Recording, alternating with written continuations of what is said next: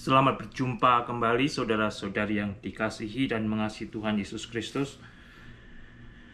Puji kepada Tuhan untuk hari ini. Saya akan melanjutkan dari Filipi pasal yang keempat, mulai dengan ayat pertama sampai dengan yang ke-9. Saya akan berdoa terlebih dahulu. Bapa di surga, hamba mengucap syukur untuk hari ini. Terima kasih Tuhan, Engkau begitu baik bagi hamba dan setiap anak-anak-Mu, bahkan Engkau begitu baik bagi semua manusia dan merindukan agar semua manusia juga mau Engkau selamatkan. Bapa di surga, berikan berkat surgawi-Mu ketika kami merindukan firman-Mu. Ampuni akan segala dosa kami Tuhan, dalam nama Tuhan Yesus hamba boleh berdoa dan mengucap syukur. Amin.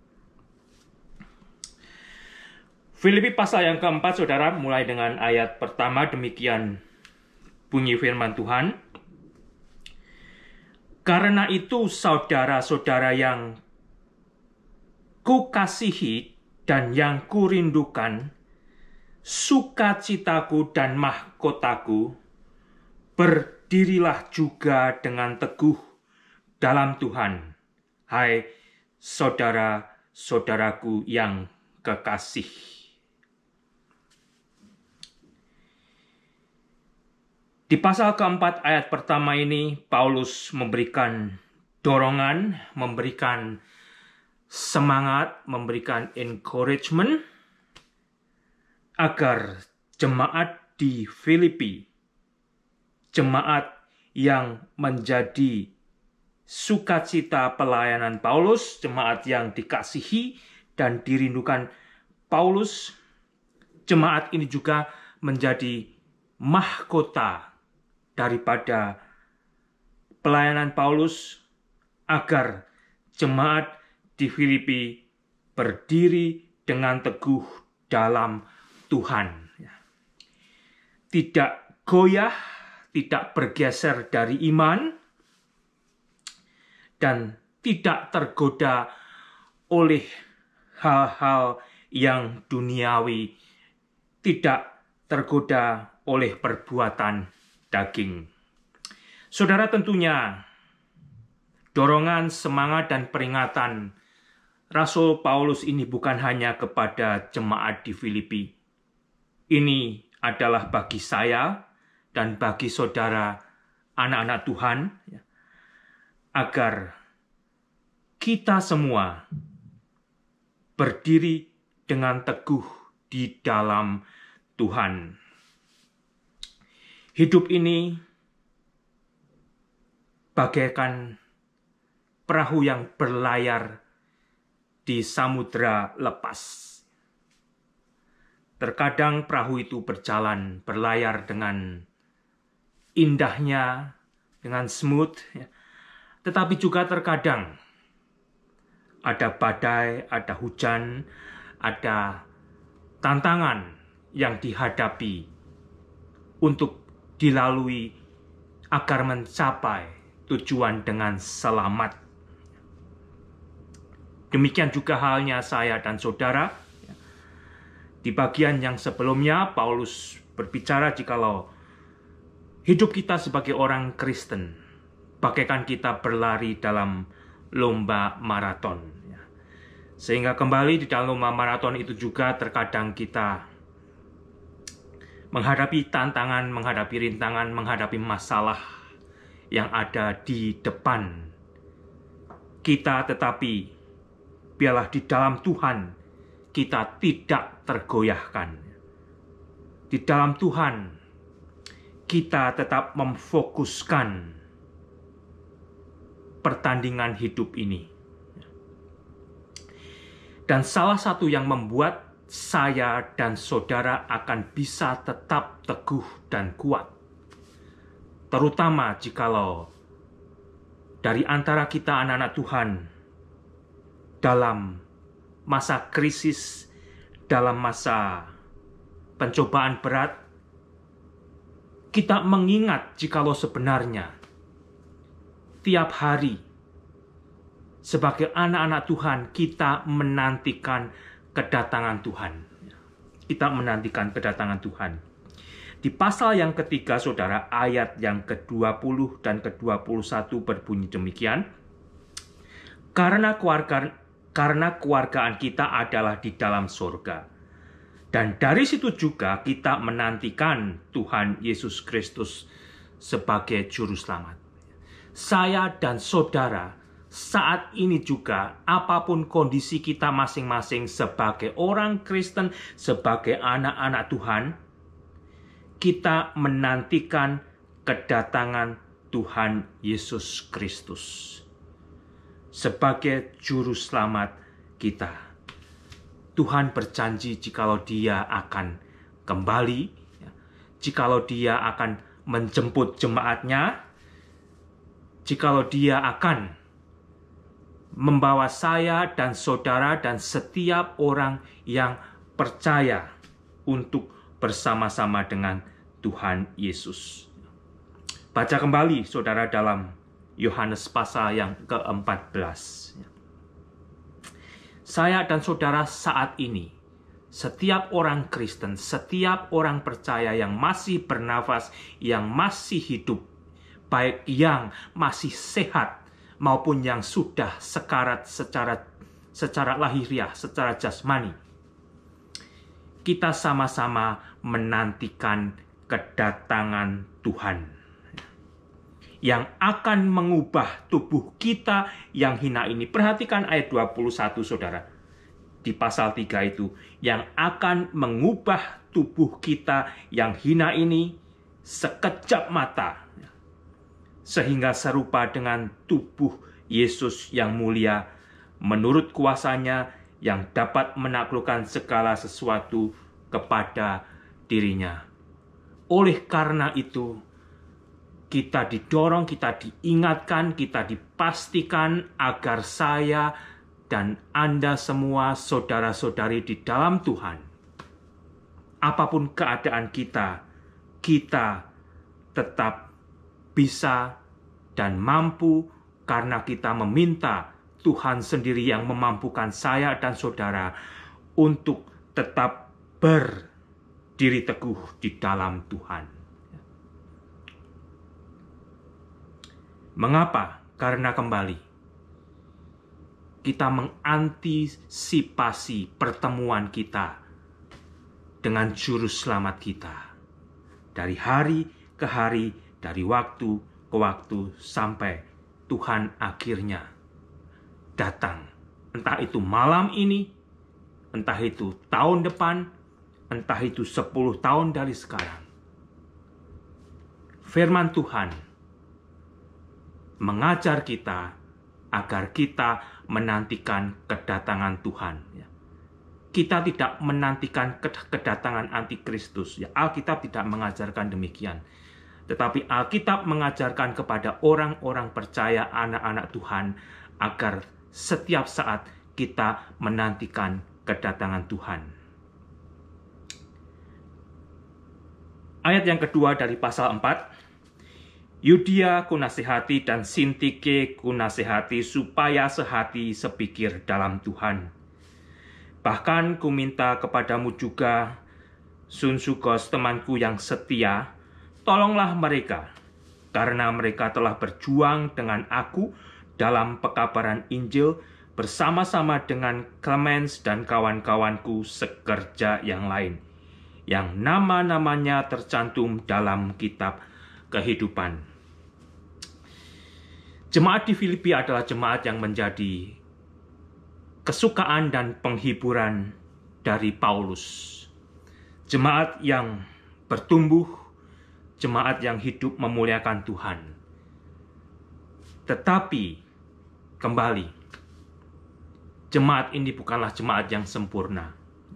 Tidak ada gereja yang sempurna. Di sini kita membaca ada satu permasalahan yang terjadi antara Yudia dan Sintike.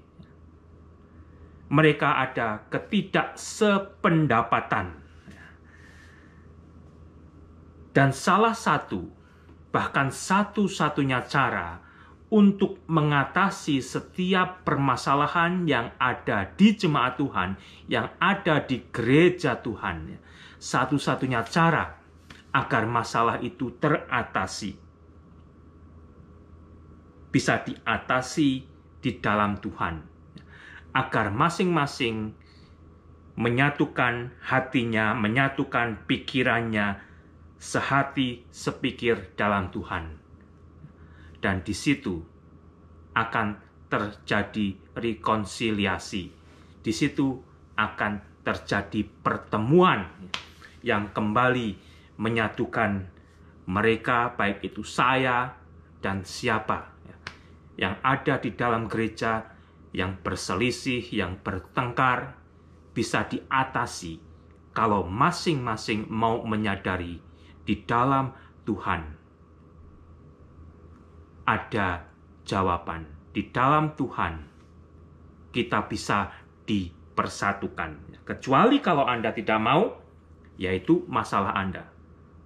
Tetapi ada jalan yang pasti. Setiap permasalahan bisa diatasi agar jemaat Tuhan menjadi jemaat yang memuliakan Tuhan kalau kita masing-masing mau merendahkan hati kita dan mentaati Kristus. Untuk sehati sepikir di dalam Tuhan. Baik di dalam pelayanan, demikian juga di dalam kehidupan kita. Hari lepas hari, secara persekutuan maupun secara pribadi. Kalau kita masing-masing hidup sehati sepikir dalam Tuhan, jemaat Tuhan akan menjadi jemaat yang memuliakan Tuhan. Dan kembali saudara, jemaat di Filipi ini adalah jemaat yang menjadi kesukaan Paulus, yang menjadi mahkota Paulus. Menjadi mahkota Paulus. Anda juga yang terlibat di dalam pelayanan, dan setiap orang Kristen seharusnya melibatkan diri juga di dalam pelayanan. Karena Anda dipanggil untuk melayani Kristus. Anda akan mendapatkan mahkota dari Tuhan pada waktunya nanti. Ya. Kita masing-masing akan diberi mahkota oleh Tuhan sebagai upah dari pelayanan kita.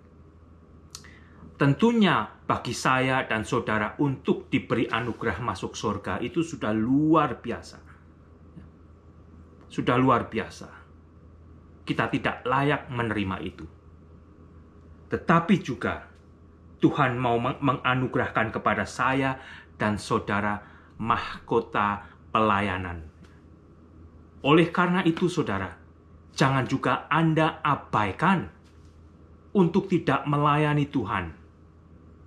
Karena Tuhan sendiri yang akan memberikan. Mungkin ada yang berkata, ya surga ada cukup. Surga aja cukup. Ya, saya tidak perlu mahkota pelayanan. Nah itu artinya Anda menolak panggilan Tuhan untuk melayani Tuhan dengan lebih sungguh, dengan bertumbuh, dan lebih menjadi dewasa. Dengan adanya permasalahan yang terjadi di jemaat Filipi, yang bukan permasalahan serius, Paulus meminta kepada jemaat di Filipi agar juga menolong Yudia dan Sintike, karena sebenarnya Yudia dan Sintike juga adalah teman seperjuangan di dalam melayani Tuhan Yesus Kristus. Dan di antara jemaat Tuhan, di antara setiap pelayan Kristus, kita semua masing-masing berjuang untuk melayani Tuhan. Dan seharusnya kita juga masing-masing akan bersedia untuk saling menolong, untuk saling membantu, untuk saling membangun, bahkan untuk saling memperbaiki kekurangan kita, kesalahan kita, ya. Tidak untuk saling menghina, tidak untuk saling menjelekkan, tidak untuk saling menjatuhkan, tetapi saling membangun sebagai anak-anak Tuhan, sebagai hamba-hamba Tuhan yang sehati, sepikir di dalam Tuhan. Apakah Anda dan saya sehati, sepikir di dalam Tuhan? Kalau iya, kita akan lakukan itu. Dan lebih daripada itu, saudara, nama-nama yang disebut oleh Paulus di sini adalah nama-nama yang namanya tercantum dalam kitab kehidupan. Saya akan baca lagi di ayat yang ketiga. Bahkan ku minta kepadamu juga, Sunsogos temanku yang setia, tolonglah mereka karena mereka telah berjuang dengan aku dalam pekabaran Injil bersama-sama dengan Clemens dan kawan-kawanku sekerja yang lain yang nama-namanya tercantum dalam kitab kehidupan. Mereka ini benar-benar orang Kristen. Mereka ini benar-benar hamba Kristus. Hamba Kristus bisa berselisih, saudara. Hamba Tuhan bisa berselisih. Tetapi di dalam Tuhan, dia seharusnya juga mau bersedia untuk membereskan diri dan dibereskan, dibantu oleh saudara seiman, saudara sepelayanan, saudara seperjuangan. Mereka adalah hamba-hamba Kristus yang asli. Oleh karena itu, nama-nama mereka tercantum dalam kitab kehidupan. Sehingga kembali tidak semua orang yang melayani dalam nama kekristenan, tidak semua gereja yang mengaku kalau mereka adalah gereja Kristen, adalah benar-benar terdiri dari pribadi-pribadi yang namanya telah tercantum dalam kitab kehidupan. Karena ada gereja-gereja, ada jemaat-jemaat yang mengaku mereka sebagai orang Kristen, pengikut Kristus, tetapi tidak mentaati Kristus. Tidak menerima kebenaran Alkitab sebagaimana Alkitab telah berbicara kepada manusia. Terutama tentang kealahan, ketuhanan Yesus, kehidupan di dalam kekudusan, dan hal-hal kehidupan yang tidak dikuasai oleh daging. Sehingga dari situ, saudara, marilah kita pastikan jikalau saya dan saudara adalah orang-orang Kristen yang memang benar-benar yang sudah mengalami kehidupan baru, artinya nama kita juga sudah tercantum di dalam kitab kehidupan. Ayat yang keempat, bersukacitalah senantiasa dalam Tuhan. Sekali lagi kukatakan bersukacitalah, hendaklah kebaikan hatimu diketahui semua orang, Tuhan sudah dekat. Janganlah hendaknya kamu khawatir tentang apapun juga, tetapi nyatakanlah dalam segala hal keinginanmu kepada Allah, dalam doa dan dalam permohonan dengan ucapan syukur, damai sejahtera Allah yang melampaui segala akal akan memelihara hati dan pikiranmu dalam Kristus Yesus. Kembali Paulus sendiri ketika dia menuliskan surat ini kepada jemaat di Filipi, dia sebagai orang yang ditawan. Dia adalah prisoner. Dia adalah orang yang dipenjarakan karena Kristus. Tetapi dia sanggup memberikan dorongan, memberikan semangat, bahkan memberikan satu peringatan. Sebenarnya saya dan saudara dan setiap orang percaya telah diberi sukacita Allah di dalam Kristus Yesus. Sehingga apapun keadaan kita masing-masing, sukacita Allah di dalam Kristus Yesus itu sudah dianugerahkan kepada kita. Sehingga Paulus berkata, bersukacitalah senantiasa dalam Tuhan. Ini perintah. Bukan option, bukan tawaran. Tetapi bersukacitalah senantiasa di dalam Tuhan, karena Kristus telah ada bersama saya dan bersama saudara, dan kita percaya segala sesuatu yang kita hadapi ada di dalam kontrol Tuhan, ada di dalam kuasa Tuhan. Tuhan tidak buta, Tuhan tidak tuli. Hanya manusia yang belum mampu memahami rencana yang Allah miliki untuk kebaikan manusia itu sendiri, untuk kebaikan saya dan saudara. Sehingga kita terkadang kehilangan sukacita di dalam menghadapi hal-hal yang tidak baik. Ya, istilahnya begitu, saudara. Kita kehilangan sukacita. Kita kehilangan kontrol. Kita bisa jadi emosi, jadi marah-marah, jadi sedih, bahkan bisa akhirnya memaki Tuhan.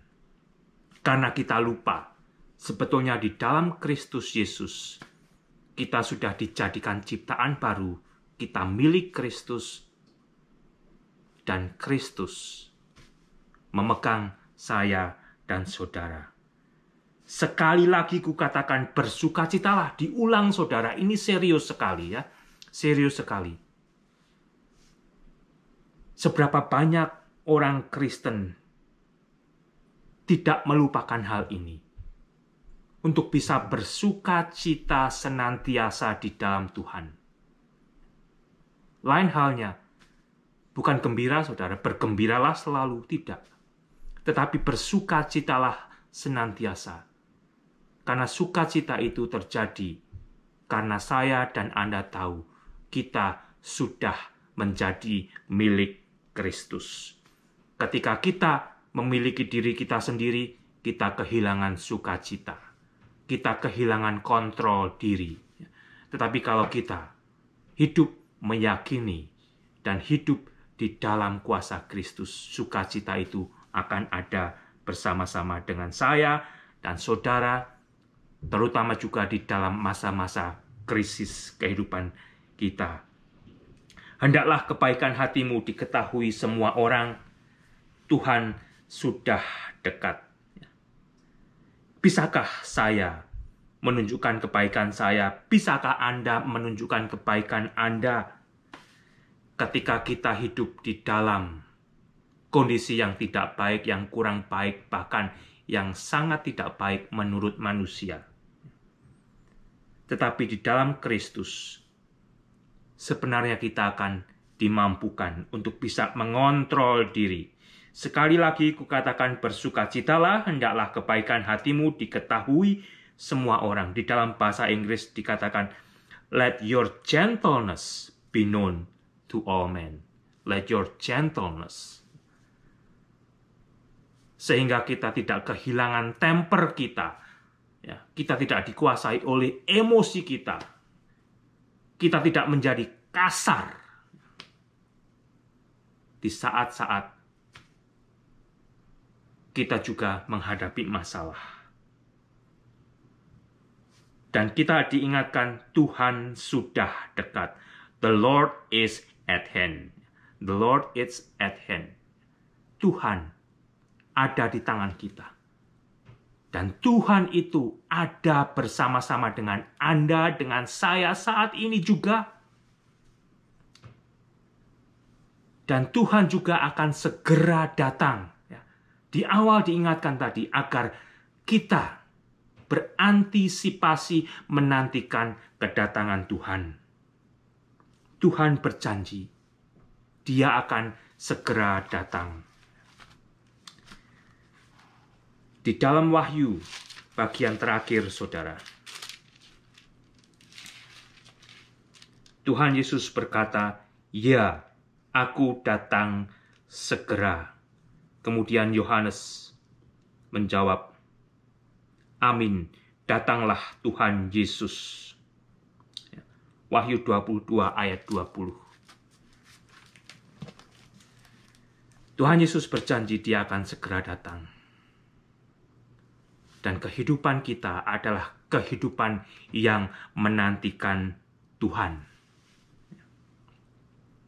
Oleh karena itu, biarlah di dalam Tuhan kita juga mau dimampukan Tuhan untuk kita juga menyatakan kualitas kehidupan di dalam Kristus. Ayat yang ke-6, janganlah hendaknya kamu khawatir tentang apapun juga, tetapi nyatakanlah dalam segala hal keinginanmu kepada Allah dalam doa dan permohonan dengan ucapan syukur. Siapa yang tidak masih mengalami kekhawatiran, saudara? Sebagian besar saya kira kita orang Kristen masih mengalami kekhawatiran. Lebih-lebih kalau menyangkut terhadap anggota keluarga yang begitu dekat dengan kita. Ya, terhadap suami kita, terhadap istri kita, terhadap anak kita, terhadap orang tua kita, dalam masa-masa tertentu kita bisa khawatir. Bahkan saat ini juga mungkin kita masih merasa khawatir karena masalah COVID ini tidak selesai-selesai. Tetapi kembali di dalam Tuhan, mata Tuhan tidak buta, mata Tuhan tidak lepas dari apa yang oleh dunia hadapi saat ini. Tetapi justru saudara, di dalam masa-masa krisis dunia ini, kita boleh dibentuk oleh Tuhan. Benarkah kita mau benar-benar berserah, beriman kepada Tuhan, dan mau mentaati Tuhan? Kita mau menyaksikan Tuhan. Biarlah kebaikan kita diketahui oleh orang, dan orang mengenal kebaikan Kristus melalui kehidupan kita, saudara. Janganlah hendaknya kamu khawatir tentang apapun juga. Jangan-jangan nanti kita dianggap sebagai orang sinting. Lah, dunia ini penuh masalah kok tidak khawatir. Ya kalau Anda memang benar-benar sudah menyadari jika Tuhan itu begitu mengasihi Anda, Tuhan itu memegang Anda, apapun yang Anda akan lalui, Anda tidak akan terlepas dari Tuhan, ya Anda bisa tidak khawatir, saudara. Orang lain khawatir setengah mati, sampai nangis-nangis menghadapi hal yang sama, Anda bisa tenang. Karena apa? Karena Anda menuruti firman Tuhan. Bukan karena Anda mampu, karena Anda mau dimampukan oleh Tuhan untuk menuruti firman Tuhan, sehingga apapun, ya, bahkan Anda menghadapi masalah hidup dan mati, Anda tetap tidak khawatir karena Anda mentaati dan menerima isi firman Tuhan untuk tidak khawatir tentang apapun juga. Ya, tetapi nyatakanlah dalam segala hal keinginanmu kepada Allah. Bukan berarti suruh diam aja, ya, berdoa. Ya, Tuhan, aku menghadapi masalah ini, aku juga takut, aku khawatir setengah mati, Tuhan. Dan dari situ, saudara, kita akan dikuatkan dalam doa dan permohonan dengan ucapan syukur. Ya, loh, dalam masalah besar kok disuruh mengucap syukur? Di dalam mengucap syukur itu, kita mengimani, kita meyakini jikalau Tuhan itu tetap memegang saya dan Anda. Tuhan itu mengontrol situasi kita. Kita tidak akan dibiarkan terjatuh. Jikalau saya dan saudara harus melalui masa-masa yang berat, Tuhan punya rencana. Tuhan punya rencana yang kita tidak mengerti, saudara. Tetapi intinya, agar kita juga menyerukan keinginan hati kita kepada Allah dalam doa dan permohonan dengan ucapan syukur. Doa itu yang seringkali tidak kita lakukan. Dan sebenarnya doa itu, komunikasi saya dan Anda dengan Tuhan itu harus terbuka. Istilahnya 24 jam sehari. Jangan hanya berdoa kalau Anda merem saja. Waktu Anda bekerja, waktu Anda nyopir, waktu Anda belanja. Dengan mata terbuka, dengan mulut berinteraksi dengan orang lain, sebenarnya di situ juga Anda perlu terbuka, mempunyai komunikasi roh dengan Tuhan. Sehingga dari situ kita tetap mendapat pimpinan dan kekuatan dari Tuhan. Dan akhirnya saudara, damai sejahtera Allah yang melampaui segala akal, yang oleh orang dunia ini, kamu sudah menghadapi masalah antara hidup dan mati, kok kamu masih bisa senyum-senyum, ya? Kamu masih bisa nyanyi-nyanyi, kamu masih bisa memuji Tuhan. Ya. Karena apa saudara? Karena Anda hidup di dalam damai sejahtera Allah yang melampaui segala akal, yang akan memelihara hati dan pikiran Anda dalam Kristus Yesus, yang akan memelihara hati dan pikiran setiap anak-anak Tuhan di dalam Yesus Kristus. Maukah kita mentaati agar kita juga mendapatkan ini semua? Ayat ke-8. Jadi akhirnya saudara-saudara semua yang benar, semua yang mulia, semua yang adil, semua yang suci, semua yang manis, semua yang sedap didengar, semua yang disebut kebajikan dan patut dipuji, pikirkanlah semuanya itu. Meditasikanlah. Artinya, kehidupan saya dan kehidupan saudara sebenarnya adalah kehidupan yang bermeditasi kepada Tuhan. Kehidupan yang diisi oleh hal-hal yang menyenangkan hati Tuhan, yang memuliakan Tuhan. Ya. Kita tidak isi dengan hal-hal yang membawa aib dan tidak memuliakan nama Tuhan. Tetapi kelakuan kita dari hari ke hari adalah hasil meditasi secara pribadi dengan Tuhan. Dan apa yang telah kamu pelajari, dan apa yang telah kamu terima, dan apa yang telah kamu dengar, dan apa yang telah kamu lihat padaku, lakukanlah itu, maka Allah sumber damai sejahtera akan menyertai kamu. Apa yang mereka sudah dapatkan, baik dari Paulus dan dari Tuhan sendiri, bagaimana hidup sebagai orang percaya, anak-anak Tuhan, manusia-manusia yang sudah mengalami kehidupan baru, kelahiran baru, agar kita mempraktekannya, agar kita melakukannya, atau dengan kata lain, marilah kita menjadi pelaku firman Tuhan, sehingga sumber damai sejahtera Allah akan menyertai kita semua yang mau menjadi pelaku firman Tuhan. Mengapa saya dan saudara bisa tidak mengalami damai sejahtera Allah? Karena kita tidak melakukan apa yang firman Tuhan sudah perintahkan, sudah katakan. Tuhan memberkati kita, dan Tuhan mau kita agar hidup di dalam berkat damai sejahtera Tuhan yang melampaui segala akal, agar Tuhan Yesus sendiri dan Allah Bapa yang kita permuliakan. Tuhan Yesus memberkati saudara.